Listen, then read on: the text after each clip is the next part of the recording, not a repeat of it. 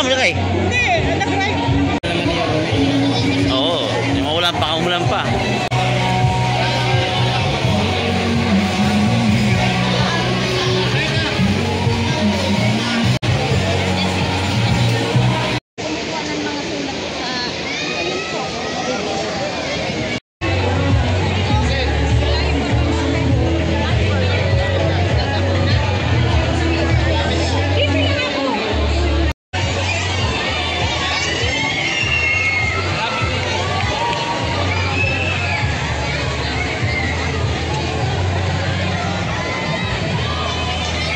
Isang magandang umaga po sa ating lahat.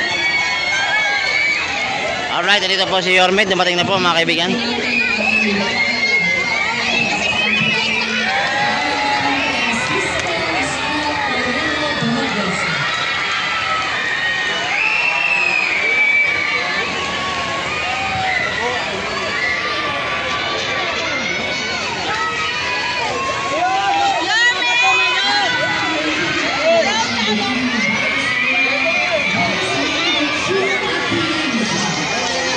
Bye, see you morning.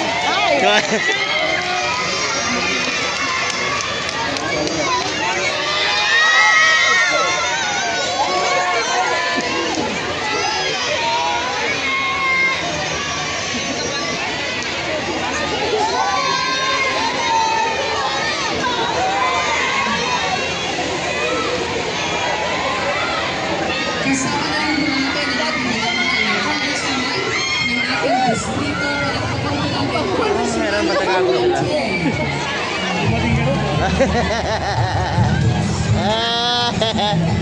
Matagagulo kayo dyan ha.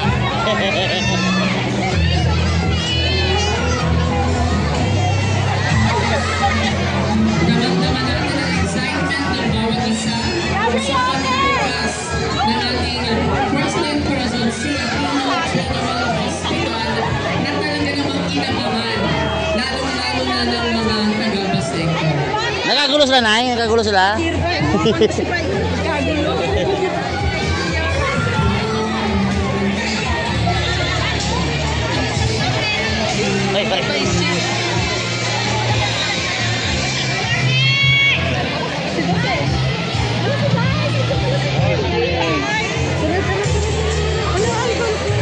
Muli po pinakikiusapan po namin ang ating mga kapwa-batang Maynila dito po sa Baseco. Maaari po ay binihandaan po natin ang ating minamahal na punong lungsod.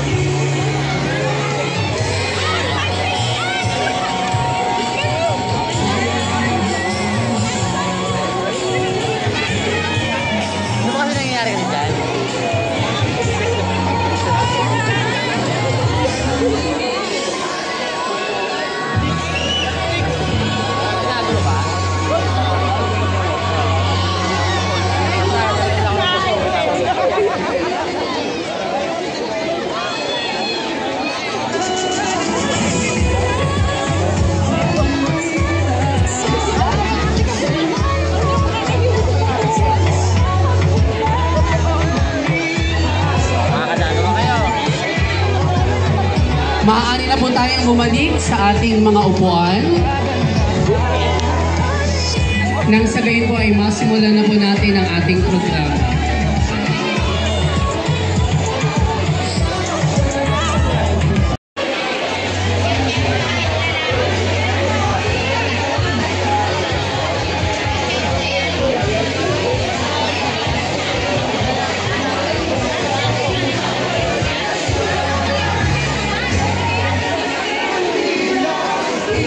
Maset?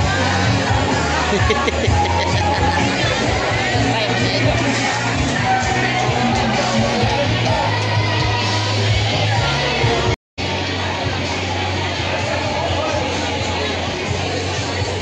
Ng bawat mamamayan. Bilang panimula ay inaanayan ko po ang bawat isa na tayo po ay tumayo para sa ating pambansa. Bilang Panginoon at tagapagligtas, based upon في هذا البلد واجعلهم يتعاونون بخير بالبلد.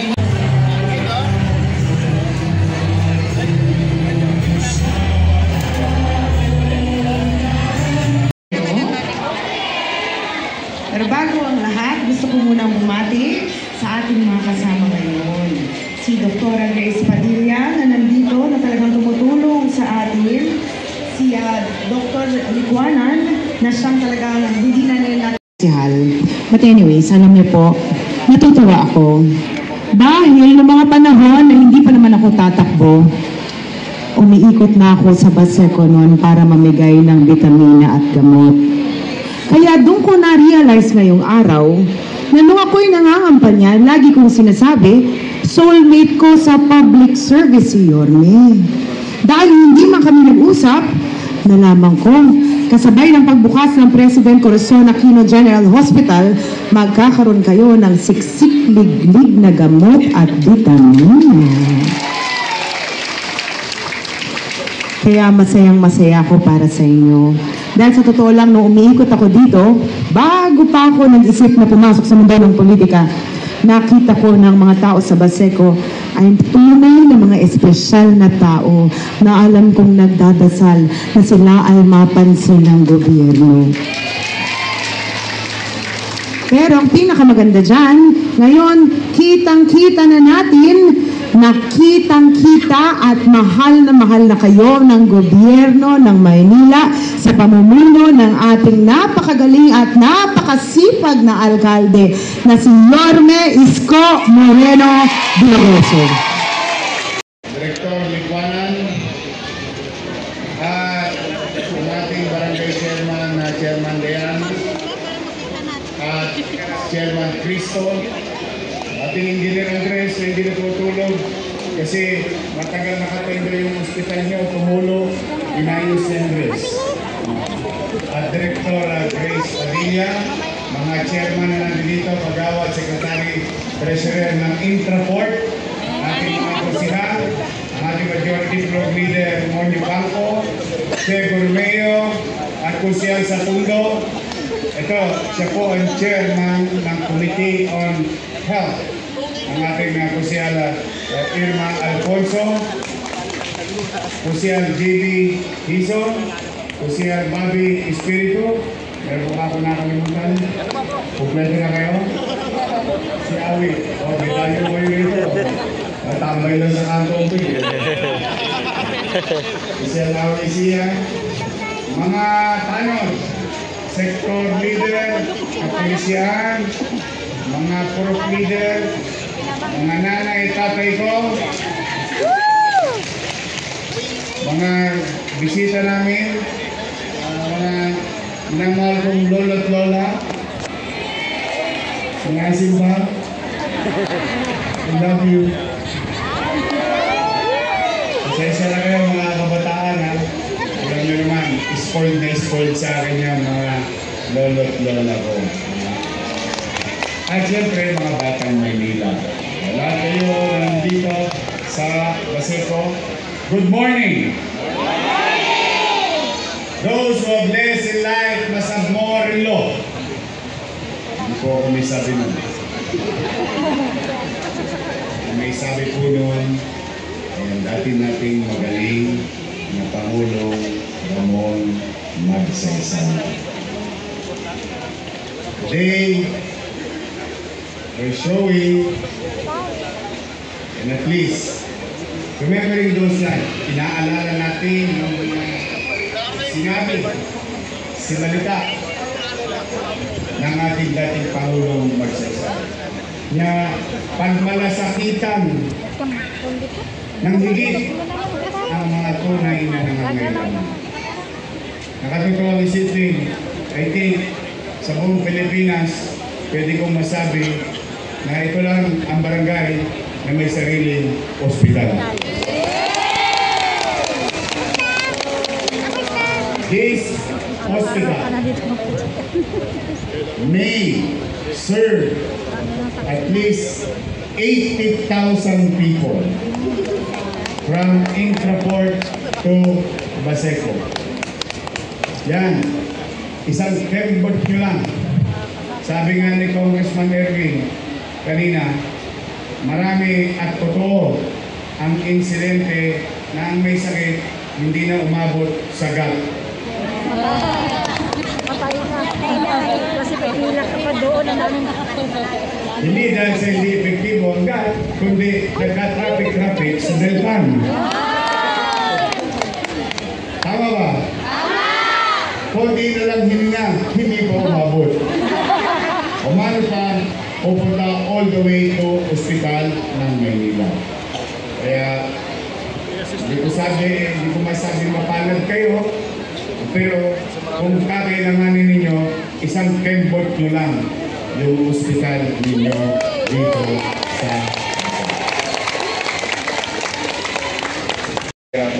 layang-laya na kayo dahil nabigay ko lang kapitbahay ninyo. Honor, former President Corazon C. Aquino, in our own little way, no matter what, from politika, you always give credit where it's due.